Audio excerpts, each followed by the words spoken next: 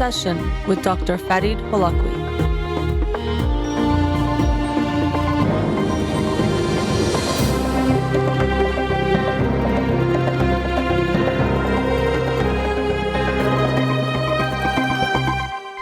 Good evening. Welcome to In Session. I'm your host, Dr. Farid Holakouee, and I'll be with you for the next hour here on Radio Hamra. Studio number to call in, 310-441-0555. You can follow me on Twitter or Instagram or like my page on Facebook to get updates on the show or suggest topics or books for the program. And the shows are uploaded at the end of each week to my SoundCloud page and podcast on Spotify and Apple Podcasts. Let's get to the books of the week.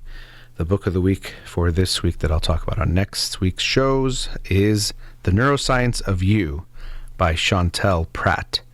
The Neuroscience of You, How Every Brain is Different and How to Understand Yours. And so this is came out, I think, maybe 2 weeks ago. And I've read a lot of neuroscience books, but always like to hear new and different perspectives. So looking forward to reading that and sharing it with you next week. The book of the week from last week that I'll talk about tonight is An Indigenous People's History of the United States. An Indigenous People's History of the United States by Roxanne Dunbar Ortiz. And so this book, which came out maybe 6-7 years ago, is giving an account of U.S. history, the history of the United States of America, but from the perspective, or at least maybe I shouldn't say it that way, adding the atrocities that were committed against the indigenous peoples of the United States in creating that history and creating this nation. And so going back to my elementary school years, when we look at education, I was in school in the late 80s, early 90s in elementary school, going into the 90s. And so I remember not learning a lot about the negative sides of things when it came to American history.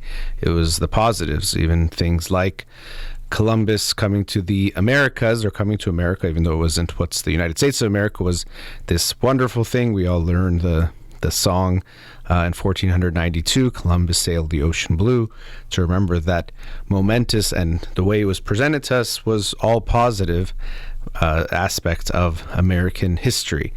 But and even in later history classes, I didn't learn much about the negatives. I'd heard some things here and there. I was aware of some things. But to be honest, what I recall growing up in the United States was when people would bring up these things, it has, for some people, they might have the same reaction. It's kind of this, oh, you're just trying to find the negative or look for something negative. But really, that's not the truth, or that's not the reality. But when you read a book like this, and as I've gotten older and looked into things more and heard more about the atrocities and the horrible things that happened to the native people in all the Americas, but in the United States of America, and what the United States government did, you see how horrific it truly has been and continues to be. And so there's a lot of themes. So the book just goes into not year by year, but period by period, chronologically, of before even the United States formed, but getting into the United States formation, and of course how it became the 50 United States that we have as a country now, realizing that of course that wasn't how it initially started, and that might seem obvious, but there is this sense that what the map is now is kind of what it was always destined to be, which of course echoes this mindset of manifest destiny, but the sense that this was the United States of America, this is what it is, not realizing or not recognizing how many lives were lost, how many people were displaced of their land. Their land was stolen in a variety of ways and tactics outlined in the book. People were killed and massacred, including women and children, in different ways, and just some horrible, horrible things that were done. And so when we want to try to understand the full history of the United States, we have to also recognize this aspect, which is an ugly one. We tend to try to avoid the ugly parts of our histories, whether it's personal or collective, but this is a very real reality of what was experienced and has been experienced for the indigenous peoples of the United States, or in these territories, in these areas. And so Yeah, it was depressing because of that, heartbreaking. It makes you angry, makes you sad, heartbroken, looking at these different experiences and the things that that were done. And of course, there are themes of what we consider racism or dehumanization that are a big part of all of these doctrines or these mindsets, that somehow we are the good people, whoever that we is, and there are these bad people, or they're not even people. They're savages, or there's other words that were used to describe them as less than in some way, and so it can be justifiable. And sometimes the logic can be hard to put in a causal order. Was it that the land was wanted, and so they came up with a reason why it was okay, or was it that the people were seen as less than, and so it was okay? But both were probably true. Both contributed to that. But we can see that just so many times throughout American history, the people in power did just horrific things, essentially took land, sometimes made unfair, if you want to call them, deals and treaties that sometimes were unfair to begin with, but also were very often not followed. And it's really heartbreaking and eye-opening to read it in such detail as was in this book, again, An Indigenous People's History of the United States. And so, as I mentioned, manifest destiny, I'd heard that term before, which is mixed with religious types of ideologies as well, but this mindset that the white people could conquer all the lands, that they were all basically theirs. And so we see this, the concept of colonialism and the impact it had. And what I found interesting as I was reading the book, something it came to me in this way was when we look at a lot of what people talk about in Western civilization, there's many factors that they consider, but one of them is the importance, even the sanctity of private property. That private property is so important, and some even will argue that it's the cornerstone of civilization, that you have to have property and private property to create that. And this is a big thing in Western civilization. But what's interesting is the people and individuals who feel that private property is so important were taking land of others so easily or freely, or felt that it was their destiny or they were allowed to. So taking land should seem like the most uncivilized thing you can do when you consider it so much a part of civilization. But we see that happening time and time again in all of colonialism, but including what happened in the United States with the indigenous people, is that there was just this mindset that we can have it, but it's hard to reconcile that. And so we know that as humans, we're very good at doing mental gymnastics to justify whatever we want to do, or whatever favors us, or whatever thought, belief we'd like to hold. We can be pretty good, unfortunately, at coming up with reasons, if you want to call them that, to make it okay. But somehow I'd never thought of it this way, because I was in Thomas Piketty's books, he talks about how much there's a sanctity of private property, even to the point, in such an ugly form, that when countries have abolished slavery, like in Haiti and in other countries, when this happened with the French, the slave owners were paid money, were given money to make up for their quote-unquote lost property, which is just unbelievable to me. But that's what was thought of as important. Private property was the most important thing. So you're losing property. Of course, the owning of a person should never have been allowed to begin with.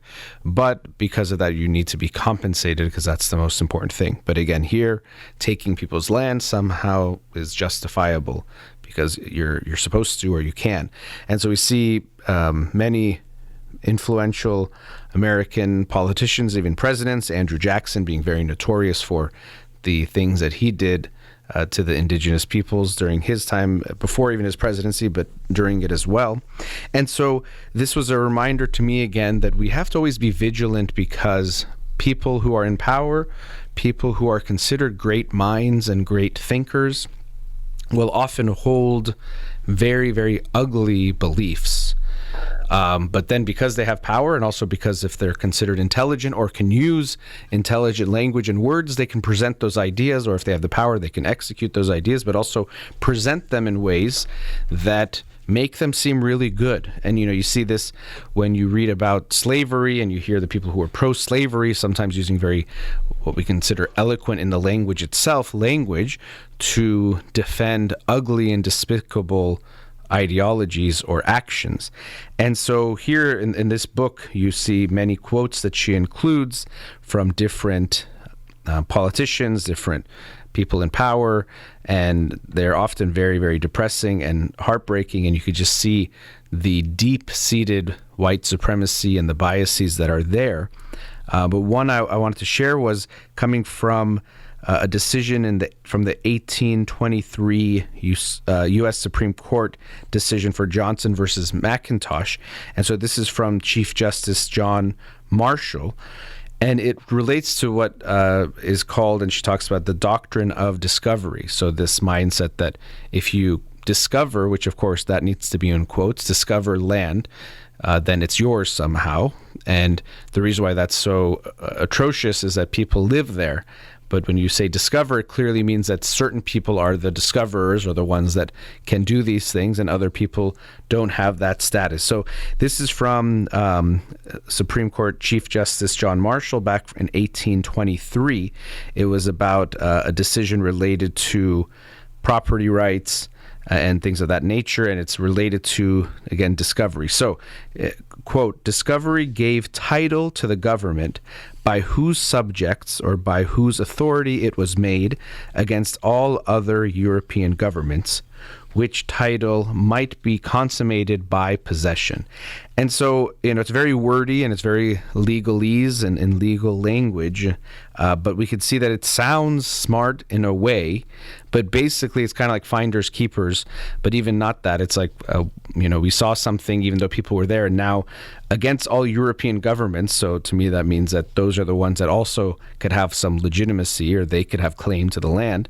But basically it's like, well, we discovered it by being the first white people there, so it's ours. And sometimes they weren't even the first ones there, but they were there at that some point and then took it. But so this is from the highest legal body of the United States back in 1823, and the Chief Justice of that body basically saying that because it was discovered, essentially because they put a flag there, then it's theirs. So as Roxanne Dunbar Ortiz continues after that quote, therefore European and Euro-American discoverers, in quotes, had gained real property rights in the lands of indigenous peoples by merely planting a flag.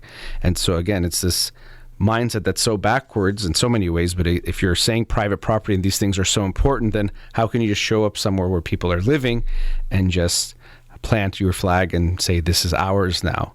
It really does not make sense to me, other than for selfish, greedy reasons and for a sense of supremacy, white supremacy, that we are somehow more powerful, or we have the rights to everything, essentially.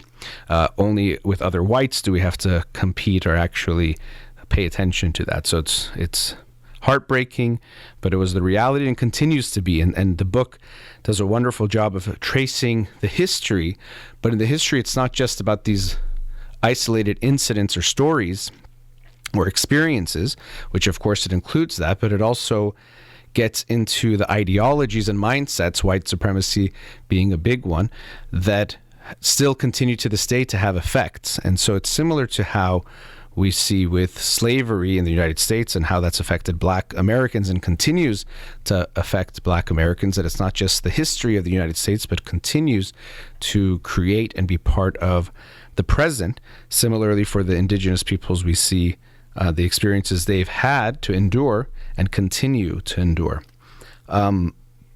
Before I was reading this book, I saw a documentary on something else. It was actually on psychedelics, but at one point it was talking about, it was just showing something that was discussed in this book where Native American children were sent to these boarding schools, and essentially it was, I think the quote is something like to kill the Indian but save the man, which shows that that is a bad part of who they are in their culture, and that they're trying to civilize them. That was some of the type of ideology and wording that was used in these boarding schools. And it was really so heartbreaking because in this documentary, it just showed a few images of Indian children, Native American children, before dressed and with their hair and their clothing in the traditional of their culture, and then being quote unquote Americanized, their hair short and dressed in what was considered the more Americanized clothing. And it was just so sad because you saw so much of their individuality being stripped away. And it's so sad that that was considered progress, or, of course, it was a threat to the people from the United States to have individuals who were from the Indian culture perpetuating their culture. So it had a lot of reasons to it. But it was just so sad to see that this was somehow a feeling of being more civilized by stripping people of who they are and their background, their heritage, and their culture. But those images, for some reason, really stuck with me, seeing those same children after maybe a year or 2 years of being in a boarding school, having to lose who they are to become something that was considered the right way of being.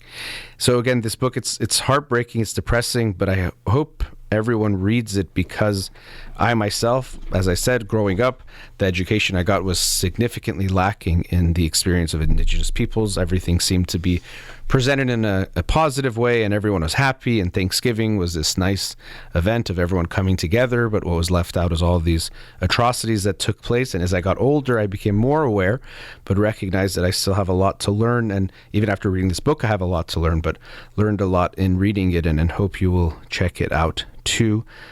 That's An Indigenous People's History of the United States by Roxanne Dunbar Ortiz. Let's go to a commercial break. We'll be right back.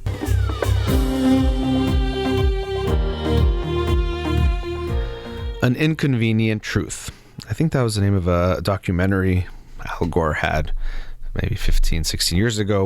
Really a big move in climate change and about the effects humans are having on the environment. And I don't want to talk about that documentary, but just that concept of an inconvenient truth. Because reading this book, An Indigenous People's History of the United States, and I can even understand saying it's just inconvenient, might minimize what people have gone through. But the reason why I present it that way is that if you hear the history of the United States in the whitewashed and the very sanitized version of it that makes everything seem beautiful and gloriful and from sea to shining sea, and this land is my land, this land is your land. It's funny song when you consider how land was done. It was this land is my land, this land is my land. But nonetheless, there is a lot of the story of our country, and really every country has their myth and mythology of how the country came to be that is going to put a positive spin on it. And so it's a lot easier if that story were true, that everything was done right and it was all anyone who fought, it was because they were being attacked and protecting and defending and all these wonderful ideals that we'd like to have. It would be much more pleasant if that were the truth and the full truth and nothing but the truth. However, we're missing a lot of the truth, and that's why I'm saying it's an inconvenient truth when you have this feeling and acceptance of a certain way of things being and then realizing it's not the reality. It doesn't feel good. And so we see a lot of backlash when you talk about these aspects of history, because people want to believe the myth of their perfect country, perfect nation that never did anything wrong and is the beacon of good and hope and everything positive in the world, not only in its own country, but everywhere. And we see the United States, I think it's done a lot of good things, but it's done a lot of bad and continues to do a lot of bad things that we have to understand and recognize if we want to be real and truthful and accept these inconvenient truths of the history and of the present. And so this is going to be true in really any situation, that people always will, by default, want to feel good. That's just a basic of being a living organism. We're drawn towards things that make us feel good and move away from things that make us feel bad, which is very, very helpful as a heuristic and as we approach life, but also even in smaller ways affects us negatively because we're more drawn towards things that make us feel good in the moment. Even when something might be much better for us long term, it could be harder to get us to do that thing if it doesn't feel as good in the moment. And that's one of the big challenges of life, is to delay gratification, to do the hard things now to get the benefits later, while also balancing that life also is about enjoying things in the moment as well. And so it's not only about delaying gratification for some payday later. We find a balance of doing things we enjoy in the moment and experiencing those things, but also doing things that will pay off down the line. So we are drawn towards doing something that feels good. So if I'm going to tell you the story about something, you want it to be a pleasant story. If you hear the story of the United States and it's the country you live in, and if you love that country, you want the history to be all good, that all good things happened, everything was fair and just. We fought against an unfair British Empire and got freedom, and then we were all about liberty and justice for all and all these good things. It is much more pleasant to believe that that's the whole story. And I think there are ideals that have been followed to some degree, but never not fully. But there's also a lot of room for growth and a lot of things that we would have to actually acknowledge if we want to truly know our country and what has happened. And so that's the inconvenient truth about this situation. And I see this is a much smaller scale. But in relationships, people want everything to feel good. And then if one partner wants to complain about something and bring up something that's happened, the other person might say, oh, please, why do you have to mess it up? Whereas if it's the reality of that person's experience, that's part of the truth. It might be an inconvenient truth, but it is the truth. Or in families, sometimes a person might be the one who bears a lot of the emotions, or they're the one that's the peacekeeper. They're the ones that's making things okay. And as a result, they're often expected that even if they're not okay, to just be okay or say they're okay or swallow their feelings, because if they're to share their actual feelings up, that's an inconvenient truth that messes things up. Everything was so calm and smooth until you came and messed it up with your feelings, your actual experience. And so in this case, it's not just about feelings, it's about actual things that happened and continue to happen in our history. And this brings up issues for people related to patriotism. What does it mean to love your country? And even really that can mean, what does it mean to love anything? And so sometimes people, to me, it's more of a nationalistic mindset, but there's a sense that your country is always right, is perfect, and nothing is wrong with it. And sometimes, you hear people say, and I think it's a laughable and very, very childish argument, to say, well, if you don't like something about this country, you should leave, which doesn't make sense because there's no one that likes everything about this country. And especially whoever that person is, if they are political, which essentially, let's say anyone is more left or right leaning, when the other party is in power, they want that person out of power. So at that moment, they don't like something about their country. So let's say if you are a Democrat, when Trump was president, you were saying, I don't want Trump to be president. So you didn't like something about the country. Did that mean you should go?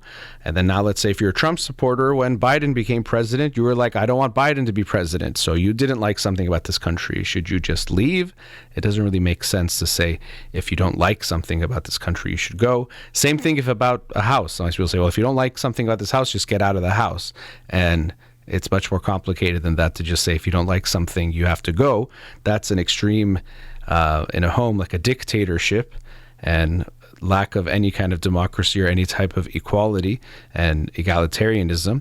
And in a country, the same thing. And especially we take it a step further, when you don't like something about your country, it doesn't mean you don't love your country. It could actually mean you love it even more and want it to be better.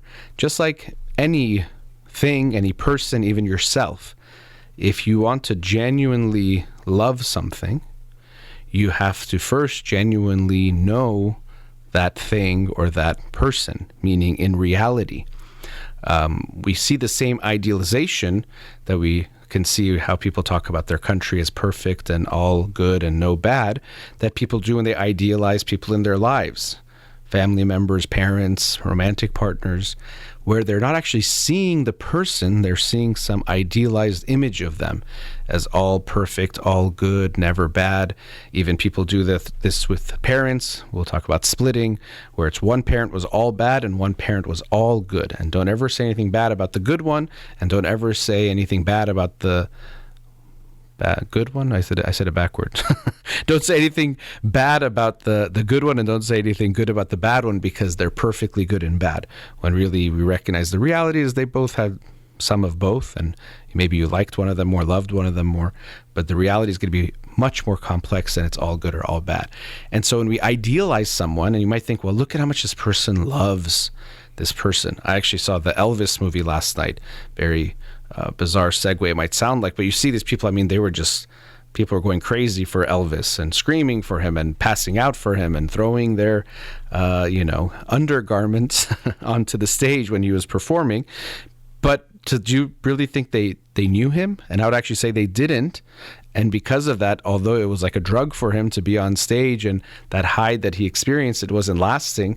And sadly, it does seem that a lot of things were going on. We also see how poorly his manager was treating him and mistreating him and essentially abusing him and overworking him. But we also can see that he didn't have meaningful relationships because no one probably really knew him. A movie is going to be just a story of his life, so I don't know how accurate it was. We see it seems like his wife, Priscilla, at the time was trying to love him, but he was too addicted to so many things, including the fame and drugs and women and things of that sort, that the relationship couldn't work out. She said in the movie it was the drugs, but nonetheless, he didn't let someone really know him to actually love him. The idealized love of screaming, adoring fans is not genuine love. And so if we have that same type of love for your country, that it's just this amazing, perfect, never say bad, never say wrong, never say anything bad in the history, in the present, it's only good, to me that's not genuine love. That's a fallacy. We're tricking ourselves because there's something comfortable in that. There's something very comfortable in thinking the country that I live in is the best country in the world. It's never done anything wrong. It's only done good things. It continues to only do good things. And that's it. There's nothing else to it. And that's the whole story. And that's a very comfortable feeling. You feel good. You feel protected. You feel like you're part of the right side of things. It feels good in a lot of ways. But this is where we talk about the inconvenient truth of the reality is that it's much more complex than that. That it's not only good all in the past and present and future. It is an imperfect thing, just like everything in the world is imperfect, from human beings to societies to countries to cultures. None of them are perfect, but making something perfect is very, very comforting because then you don't have to think about it anymore and you know it's all good. And we do this with people. We idealize a person and now anything they say is true and good and you can't challenge it or no one else should challenge it either. That's much more comforting than I like this person and I think they might have good ideas or good art or whatever it is that they do, but I will see them as a full human being, meaning that I also recognize the flaws. And so to me, to really love your country means to understand the good of it, but also the bad. Understand the good of what it's doing now and also the bad of what it's doing and try to change that because you love it, to try to make it better. And to understand its past, to see the wrongdoings that it's done, to also help repair those, but to see where you got to or how you got to where you are now to better understand it. Just like if you truly love someone in your life, a friend, family member, romantic partner, you want to genuinely see them in all their complexity. And actually what we recognize is that although, just like I was saying with Elvis, this hysterical reaction of a fan that's like so obsessed with you and you're like a god to them, it could feel like a drug. It might feel really good in the moment, but it's very fleeting. It's not a very lasting and good feeling. And what most people recognize that even if someone not to that level idealizes you, it feels good, but it also feels like a pressure. It doesn't feel very comforting. And you don't tend to feel very seen by someone who idealizes you. If someone just thinks everything you do is perfect and everything you've ever done is great and everything you're doing is the best it could have been, you don't actually feel like they're seeing you because you know everything you're doing is not perfect if you're being genuine. Usually what you end up seeing is actually someone like that might bond well with someone who's narcissistic, who wants to be seen as perfect and better than everyone else and never making a mistake. Those relationships usually end in disaster. We can leave that for another time. But it can feel good for that person in that moment or who has that mindset. But most people, because they know they're not perfect, if someone sees them as perfect, it doesn't feel good. So genuine love is seeing a person for what they are, good, bad, and ugly. And to me, genuine love for your country means seeing it for what it is, good, bad, and ugly, the past and the present, and then trying to create a better future. And all that being said, I'm very grateful to have been born in the United States. If I had not been, if I was born in Iran, my life would have been very different in ways that would likely not be good at all. So again, when we notice or recognize something is not good, it doesn't mean we're now saying it's all bad or that it has some not good parts. It doesn't mean we're saying it's all bad. It's that we can see the good and the bad. That's more genuine, which means we'll have to acknowledge what might feel like some inconvenient truths. It's a lot nicer to just feel like everything is good, and it always has been. But reading this book, An Indigenous People's History of the United States, was a further glimpse and into the ugly history that is part of the United States of America. And it's an inconvenient truth, but a truth nonetheless. All right, let's get to our last commercial break. We'll be right back. Welcome back.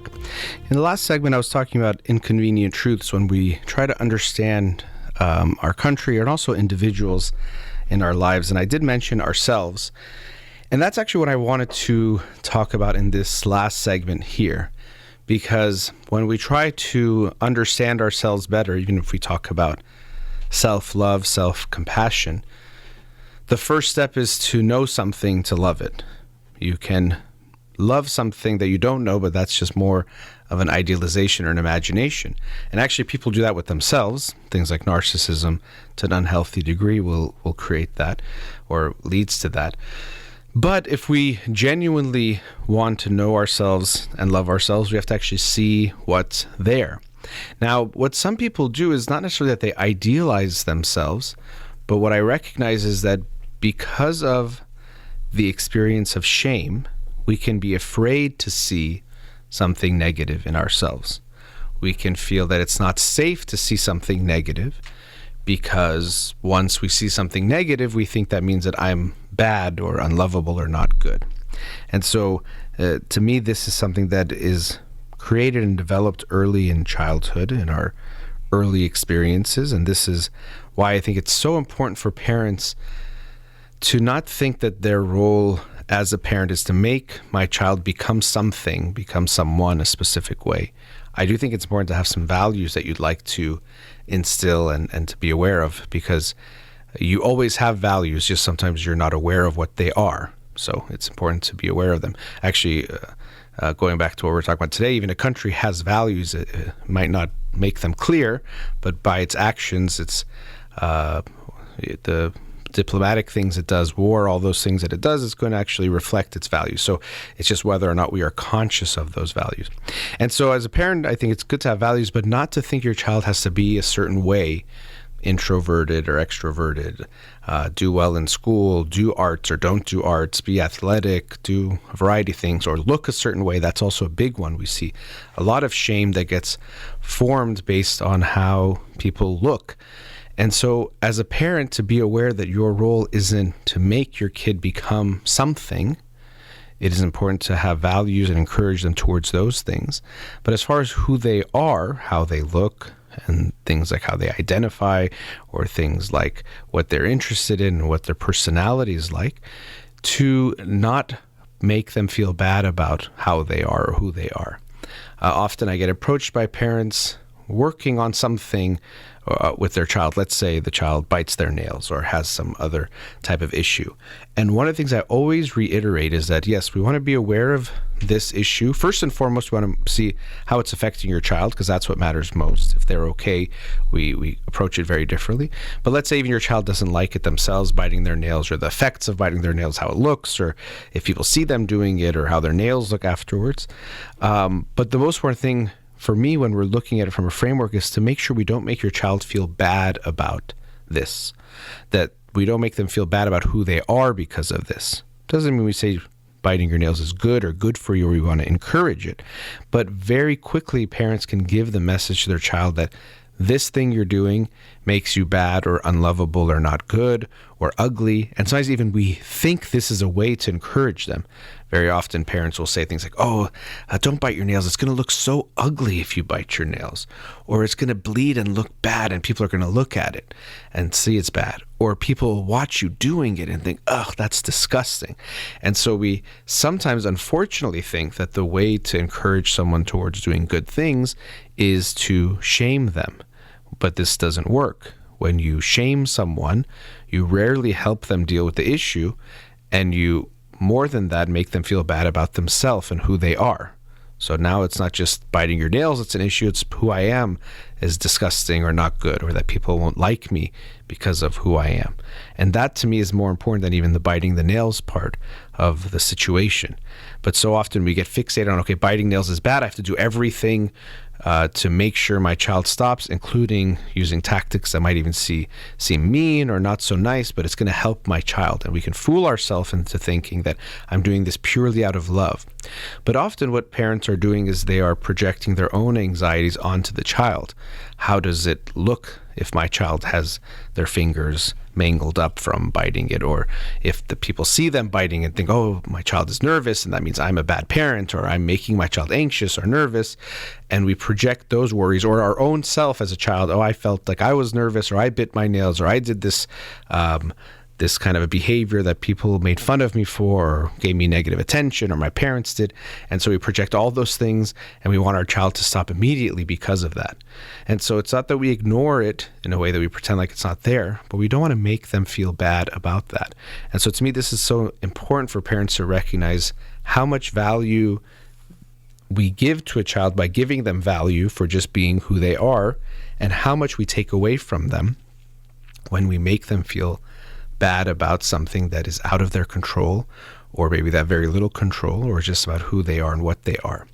And the reason why I bring all of this up is because in doing therapy, my own personal experience, and talking with many people in just casual ways, you see how impactful this sense of shame can be in how people deal with themselves, how they love themselves, and how comfortable they are facing themselves genuinely. Because if you can easily go to a shameful place, it can feel very scary to find out something negative about yourself. Because your fear is that if there is something negative about you, now you become unlovable. And so we can be much more prone to things like avoiding noticing mistakes, shortcomings, avoiding feedback, avoiding conflict, because all of these things are not just a momentary threat. They are a threat to our very being at the core. Am I okay? Am I lovable? Is it okay for me to be the way I am? And so, as I was saying in the last segment about inconvenient truths and looking at, let's say, the nation and being aware that there are inconvenient truths that we have to accept if we want to genuinely know our country and then to genuinely love our country, the same is true of ourselves. We are all imperfect, and that is okay. Being a human being means you are not going to be perfect. That's just not possible, really, for anything to be perfect even, but any living being to be perfect, and any human being to be perfect. So we have to be able to accept that, and we want to make sure we recognize that as parents, to give that message to our children that it's okay to be flawed. It's actually the only way to be, is to be flawed. But if we grow up with this mindset that we shouldn't be, it's very scary to look at ourselves. And so what I think is so wonderful is when you see someone who, it's not that they think everything they do is perfect, they can recognize flaws or something they're doing, but with a sense of love, or maybe even laughing at themselves, but in a positive way of, oh yeah, I'm doing that thing again. Or, yeah, I really keep doing this mistake, or my relationships, or whatever it might be. There is a openness and there's a non-judgmentalness that makes it very easy for them, or easier, still might feel a little bit uncomfortable, to look at themselves genuinely and not be afraid of what they see. On the other side, when people are feeling shame, they very often are hiding things from themselves, and then also hiding from other people, because they think, well, if people see this part of me, they'll think I'm gross or disgusting or unlovable. They won't want to be my friend. They won't want to be my lover. They won't want to be whatever it might be. And so there's this anxiety and constant sense of fear of being exposed, of being seen. And what's so sad about that is that very often what they're afraid will be seen is not something that will make them unlovable. But because of that fear of being seen, they might do things that actually do push people away. So if you are afraid that because of, let's say, how emotional you are and you think that's too much, or something about how you look makes you feel bad about yourself and makes you unlovable, you might do things that won't let people close. Or if they get close, you push them away or act out. An extreme example of this is people who have extreme fears of abandonment and are afraid that no one will want to be with them. Very often they do things in their relationships that push people away. So one of the more extreme diagnoses related to this would be borderline personality disorder. And one of the things that characterizes borderline personality disorder is extreme fears of abandonment. And the relationships these people have tend to be very, very chaotic and tumultuous and intermixed with idealization and devaluing the individual and things of that nature. But what you see, and it's very heartbreaking, is you see these individuals in their relationships where they really want the person, they want to be close and to love them, but they are so afraid of them leaving them that they react in certain ways. They get very angry, they might accuse, they might point fingers, they might insult, all because they're afraid the person is going to go. So you can imagine if you are with someone and they say, hey, do you want to go to dinner?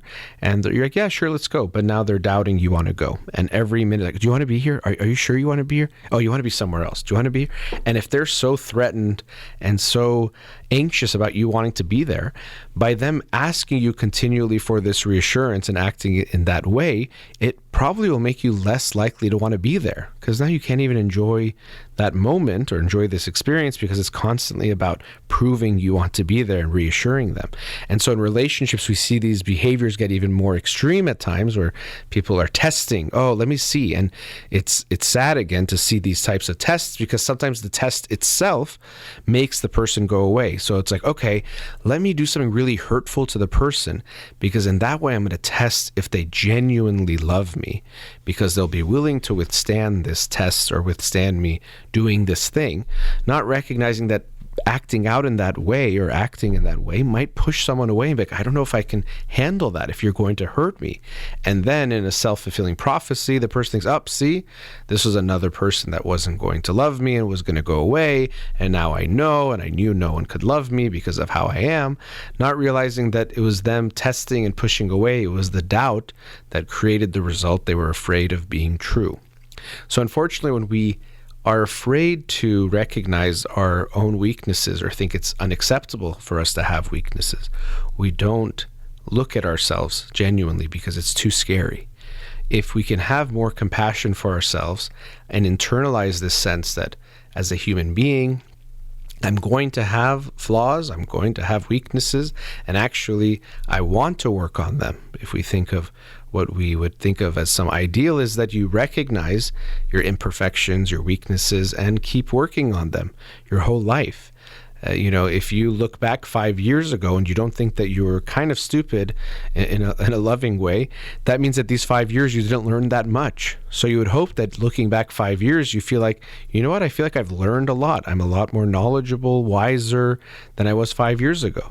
And so that means you today is going to be stupid compared to the you in 5 years from now. So of course you don't know things, you have weaknesses, you have areas to grow, things to learn, all sorts of things. And it doesn't mean that makes you bad today, but it makes you recognize that there's room to grow. And that's good. That actually makes life worth living. And if you're not growing, you're dying. You want to keep growing and recognizing that. But the only way you can do that is if you actually take a genuine look at yourself and be okay with those inconvenient truths about yourself, that you know what, I'm a good person.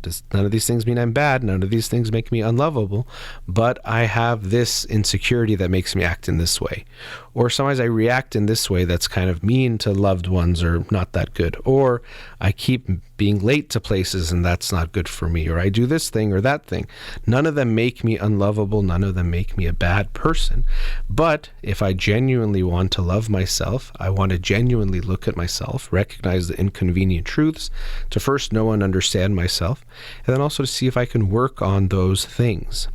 And so in therapy, this is something that I recognize that people have very different thresholds for how much they can handle hearing something about themselves that might not be so positive. Some people are ready. Bring it on. I want to hear it. Let's go. And for some people, you can see it's a lot harder, and you have to be much more aware of how you present that in a way that they can handle so they don't fall apart. And it's a simultaneous thing of building up the sense of self-love and self-esteem, but also bringing up the issues that they're currently facing. They're happening in parallel often, so that they can learn about themselves better and then withstand and learn about those things. So we have to face those inconvenient truths about who we are, because as human beings, we all have them. We all have these flaws. That's what makes us human. That's what makes us who we are. But we can continue to grow and recognize that's our responsibility in our life. All right, that brings us to the end of tonight's show. A big thank you to Amir here in the studio. Be kind and take risks. Have a wonderful night.